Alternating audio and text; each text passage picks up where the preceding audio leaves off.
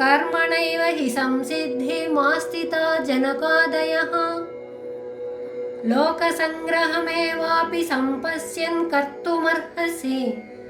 జనకుడు మొదలగు వారు నిష్కామ కర్మం వల్లనే మోక్షాన్ని పొందినారు. జనులను మంచి మార్గంలోనే ప్రవర్తింప చేయుటకు మాత్రమే నీవు కర్మలను చెయ్యుటకు తగిన వాడివిగా ఉన్నావు. క్రిందటి శ్లోకంలో నిష్కామ కర్మాచరణ వల్ల మనిషి మోక్షాన్ని పొందుతాడని చెప్పబడింది. నిష్కామ కర్మాచరణ అంటే నీవు చేస్తున్న పనులను ఫలితాన్ని ఆశించకుండా చేస్తూ, ఇంకా చేస్తున్న పని పట్ల కోరిక లేకుండా, ఇంకా శాస్త్రములు నిర్ణయించిన పనులను చేస్తూ ఉండటం.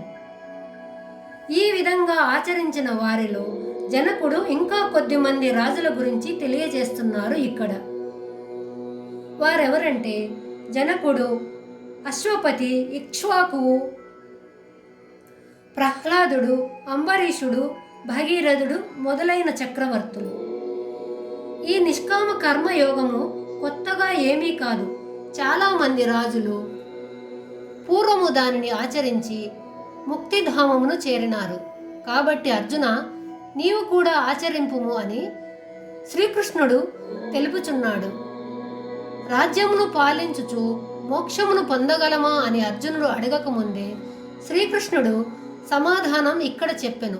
లోకంలో ప్రజలను చెడ్డ మార్గం నుండి తప్పించి మంచి మార్గంలో నడిచే విధంగా చేయుటకు కర్మయోగం తప్పనిసరి అని భగవంతుడు తెలియజేస్తున్నారు.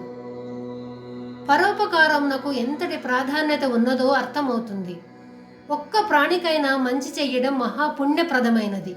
ఇంకా మోక్ష మార్గమునకు కర్మయోగమును తాను ఆచరించి ఇతరులను ఆచరించే విధంగా చెయ్యటము గొప్ప ఉపకారం అని భగవానుడు తెలియజేస్తున్నారు.